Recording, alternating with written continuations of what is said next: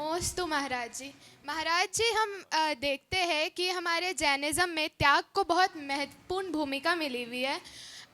अक्सर हम आलू प्याज लहसुन जंक फूड का त्याग कर देते हैं, लेकिन हम अपने भावों को, जैसे गुस्सा, झूठ, अहंकार, इन सभी का त्याग नहीं कर पाते। ऐसा क्यों? देखो, निश्चित रूप से केवल बाहर की चीज़ों को छोड़ने से कुछ नहीं होता जब तक हम अपने भीतर परिवर्तन नहीं करते। हमें अपने भीतर भी परिवर्तन करना चाहिए, सत्य है। लेकिन एक बात ध्यान रखना, चीज़ों को छोड़ा जा सकता है, भावों को छोड़ा नहीं जाता।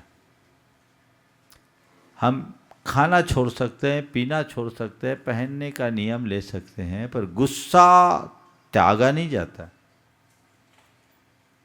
भावों को छोड़ा नहीं जा सकता, भावों को मोड़ा जाता है। समझ गए? क्रोध को त्याग दूं, संभव ही नहीं है। हाँ, क्रोध को मोड़कर क्रोध को साहस में परिवर्तित कर सकते हैं, और क्रोध का शोधन कर उसे क्षमा में बदल सकते हैं, घृणा को प्रेम में परिवर्तित कर सकते हैं। तो भावों को मैं क्रोध त्यागता हूं, तो वो भी क्रोध ही में बोलेगा, आज से मेरे क्रोध का त्याग। त्यागो मत, जागो, अध्यात्म की चेतना जगाओ।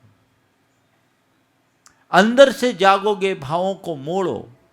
भावनात्मक संतुलन का अभ्यास किए बिना मनुष्य अपने भावों में शुद्धि नहीं ला सकता। अंदर से जागना जरूरी है। समझ गए? तो हमें एक लक्ष्य रखना चाहिए कि मेरी समस्त धार्मिक क्रियाओं का प्रयोजन भाव शुद्धि है, और भाव शुद्धि के लिए हमें अपनी चेतना को जगाना होगा, ताकि हम अपनी भावधारा मोड़ सके, जीवन में सकारात्मक परिवर्तन ला सके। ऐसा दृष्टिकोण अंतरंग में जब विकसित होता है, तब भाव शुद्धि होती है, और वही हमारे जीवन की बेहतरी का आधार बनता है। समझ गए? तो फिर महाराज ये सब चीज़ें छोड़े नहीं। देखो, खान पान की प्रवृत्ति में भी हिंसा से बचना हमारा धर्म है। अगर कोई व्यक्ति खान पान में संयम नहीं रख रहा है, तो ये उसके अंदर की तीव्र आसक्ति को प्रकट कर रहा है, और खान पान में संयम हमारी आसक्ति को मंद करता है। आसक्ति एक प्रकार की हिंसा है, जो प्रत्यक्ष भी दिख रही है और भावात्मक हिंसा भी है। अगर हमने खान पान में शुद्धि रखी, तो हमारे भावों में शुद्धि होगी, और जब भावों में शुद्धि होगी, तभी हम भावधारा को मोड़ सकते हैं। एक प्रयोग हुआ, जो लोग कहते हैं कि हम खान पान क्यों छोड़े, भाव शुद्ध होना चाहिए। इस पर रिसर्च हुआ हमारे देश में, तो बहुत सालों से ये कहा जाता रहा, जैसा खावे अन्न वैसा होए मन, और जैसे पीवे पानी वैसी होई वाणी। ये कहा है ना। इस पर एक रिसर्च हुआ, और रिसर्च में 30 नृशंस अपराधियों के 10-10 के 3 ग्रुप बनाए गए। 10 को केवल गाय के दूध पर रखा गया, 10 को चावल और शाकाहारी पदार्थ दिया गया, और 10 को मांसाहार और शराब दिया गया। लगातार 6 माह के प्रयोग के बाद ये निष्कर्ष आया कि जिन्हें केवल गाय का दूध दिया गया, उनके अंदर 6 माह के भीतर अपराध बोध शुरू हो गया।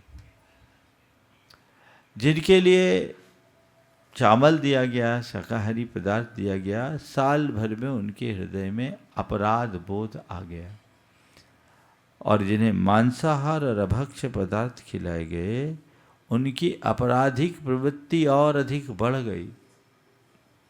और ये निष्कर्ष निकाला गया कि हमारे भोजन से हमारे न्यूरो जो सिस्टम है, उसमें परिवर्तन आ जाता है, न्यूरो ट्रांसमिशंस चेंज हो जाते हैं। तो हमें अपने खान पान पर भी संयम रखना। जिन चीज़ों में स्पष्टतया हिंसा हो रही है, हमारी संवेदनशीलता बोलती है कि हम इन्हें न खाएं। कोई अभक्ष्य पदार्थ क्यों नहीं खाएं, ये सवाल करो। तो उससे पहले खाते तो ये पूछे इसको हम क्यों खा रहे हैं। जिसमें हमें साफ साफ जीव हिंसा दिख रही है उसको खा रहे हैं, यानी आपके अंदर की संवेदनाएं समाप्त हो गई। अगर संवेदना होगी तो छूने का भी मन नहीं करेगा, अंदर की संवेदना जगाए। नमोस्तु महाराज।